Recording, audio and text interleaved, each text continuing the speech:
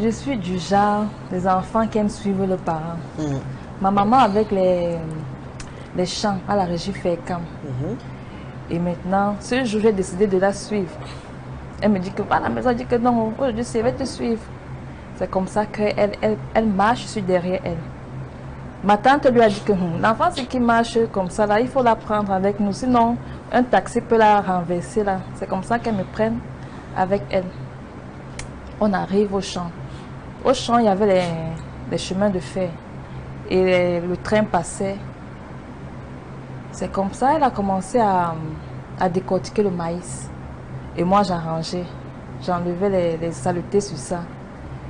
Et quand le soleil est arrivé au zénith, au lieu de demander à maman que maman, ici là, le soleil me dérange, je me suis levée, je suis partie derrière un wagon abandonné pour m'abriter. Et ce wagon, normalement, la locomotive ne devait pas venir déplacer ce wagon. Comme on dit que c'est la malchance, ce jour alors, on est venu déplacer ce wagon et j'étais derrière. Le wagon a fait marche arrière et ça m'a pris les 2 pieds. 6e sens de maman, elle commence à me chercher partout. Que l'enfant sait même où. Oh, j'étais déjà en bas du train. Elle me cherche. C'est comme ça qu'elle me retrouve en bas du train. Elle commence à crier à l'aide, à l'aide. Tout le monde fuit. Je ne sais même pas la mentalité des Camerounais. Je ne sais pas pourquoi les Camerounais n'accourent pas rapidement pour aider. Pour porter secours aux autres. Tout le monde fuyait. D'autres regardaient comme c'était un film. Donc si ma maman n'était pas là, c'est que je mourrais. C'est comme ça qu'elle retire son foulard qu'elle avait. Elle attache mes 2 pieds, elle me porte, elle commence, elle crie, elle marche avec moi, elle crie à l'aide, à l'aide. Il y a ceux qui fuyaient, ceux qui regardaient seulement. Il y a un seul monsieur courageux qui est venu à l'aide de ma maman. C'est comme ça qu'il nous a pris. Entre-temps, ma maman me dit que ne dors pas. Je dis que je ne vais pas dormir. Quand le sommeil veut venir, je dis que ouais, la femme s'est dit que je ne dois pas dormir. C'est comme ça que je me réveille en sursaut. Vous n'avez pas mal, vous n'avez aucune douleur?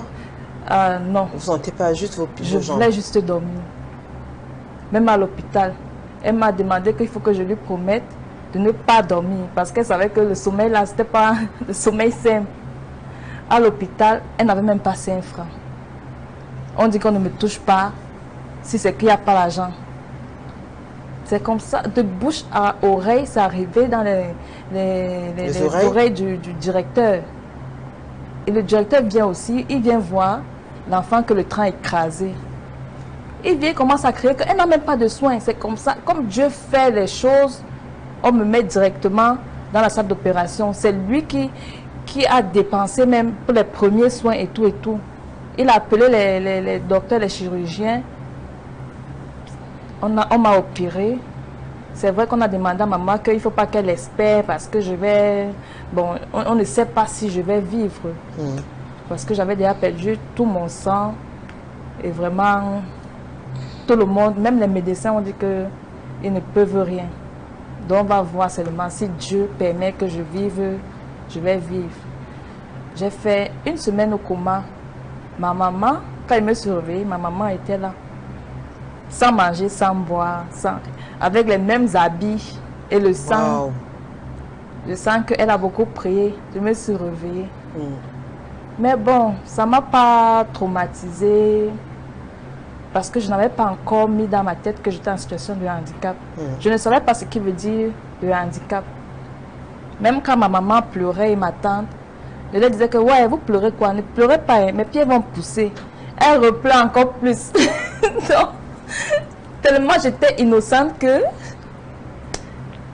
c'est le docteur qui dit à ma mère, à ma tante que non, il ne faut pas qu'elle pleure. Si j'ai une attitude positive, pourquoi elles doivent me faire elles doivent me faire pour que je me sente mal?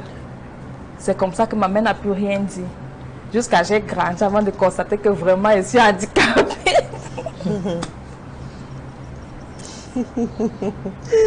Waouh, sacrée Vanessa, vous êtes incroyable. Oui, donc là vous réalisez, vous avez certainement un certain âge, quoi, 12 ans, 15 ans. C'est même à l'école. La différence, il y a des enfants qui toquent beaucoup, qui insultent. Quand je vais, ma mère me dit que tu pleures pourquoi? Si on t'insulte, tu dis que je suis belle comme ça. Et c'est comme ça que Pater répondre de la même façon. Il y a même un ami culotté qui m'a demandé un jour que je vais accoucher comment. Tellement ma mère m'avait déjà vacciné à la maison que je lui ai dit, je vais accoucher comme ta maman. Ta maman t'a accouché, non? C'est comme ça que moi aussi, je vais accoucher. Donc ma mère, elle a forgé mon mental. Ouais. Aujourd'hui, vous êtes une femme célibataire, mère de 2 enfants. Donc vous avez 2 enfants à votre charge. Ça veut dire que quelque part, il y a une relation d'amour. Quelque part, vous avez été amoureuse. Et même, ça allait plus loin puisqu'il y a eu des enfants. On n'a pas envie de savoir ce qui s'est passé, mais au moins, vous pouvez nous parler de votre vie de femme, puisqu'on parle de l'amour aujourd'hui, Vanessa. Bon, comme on dit, je suis célibataire, c'est pas choix. Mais j'ai beaucoup d'amour à offrir. Mais je suis encore en train de regarder. Parce que vous voyez, l'éducation de maintenant, homme comme femme, vraiment, ce n'est plus comme ça. Et surtout que quand un homme voit une femme en situation de handicap, la société le corrompt, soit ses amis, soit sa famille. Donc c'est pas facile. Donc il peut être motivé, il peut être engagé, il peut sincèrement vous aimer, mais la société, c'est-à-dire le regard des autres. Oui, le regard des autres, ses amis. Bon. Vous avez vécu ça? J'ai vécu ça. Mais moi, je ne me suis jamais laissée abattre. Tu es là ou tu n'es pas là, tant mieux. Je prends la vie telle qu'elle vient. Et je remercie toujours le Seigneur. Je me dis toujours, je vais avoir l'homme de ma vie qui va m'accepter comme ça. Moi, je me suis toujours dit ça. L'homme de votre vie, vous l'imaginez comment? Ah bon, comme moi. D'accord. Oui, oui. Travailleur. Beau travailleur. Beau travailleur. Intéressant. Bien éduqué, parce que l'éducation aussi, hein, ça compte beaucoup. Parce que si un homme n'est pas bien éduqué, c'est que c'est la catastrophe. Ah bon? Oui. Donc vous ne voulez pas d'un homme qui n'est pas bien éduqué? Oui, bien éduqué et qui est pieux. Parce qu'un homme pieux ne peut pas te faire ce qu'il n'aimerait pas qu'on lui fasse. Il y a aussi ça. C'est ça même.